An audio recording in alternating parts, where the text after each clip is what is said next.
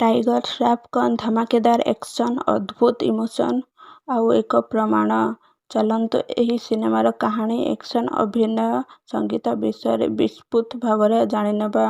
ବାଗୀ 4ର ମୁଖ୍ୟ କାହାଣୀ ଘୂରେ ରୋନି ଉପରେ, ଜଣେ ଦିଲଦାର ଏବଂ ଦର୍ଶନୀୟ ନାୟକ, ଯିଏ ତାଙ୍କର ପରିବାର, ଦେଶ ଓ ନ୍ୟାୟ ପାଇଁ ଏତେ ଦୂରକୁ ଯାଇପାରନ୍ତି ତାହା ଏହି ଫିଲ୍ମ ଦେଖାଏ।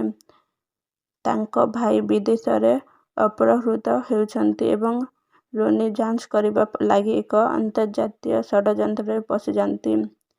ଏହି କାହାଣୀ ଆକ୍ଷିପ୍ତ କରୁଥିବା ସ୍ଥାନରେ ଅଛି କିଛି ଅନୁମାନଯୋଗ୍ୟ ମୁହୂର୍ତ୍ତ, କିନ୍ତୁ ଆକ୍ସନ୍ ଦ୍ୱାରା ତାହାକୁ ଆପଣ ଭୁଲିଯିବେ।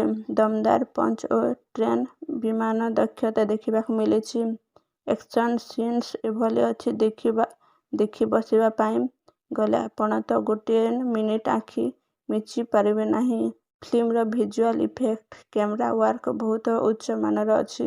ଟାଇଗର ଶ୍ରଫ ଆକ୍ସନ୍ ଆଉ ଫିଟ୍ନେସରେ ଅତୁଳନୀୟ। ସେ ଏଥିରେ ମଧ୍ୟ ତାଙ୍କର ନିଜ ଷ୍ଟାଇଲକୁ ବଢ଼ାଇ ଦେଇଛନ୍ତି। ହିରୋଇନ୍ ତାଙ୍କର ଭୂମିକା ମଧ୍ୟ ସୁନ୍ଦର ଥିଲା ଏବଂ ରୋମାଣ୍ଟିକ୍ ଦୃଶ୍ୟରେ ଭଲ କାମ କରିଛନ୍ତି।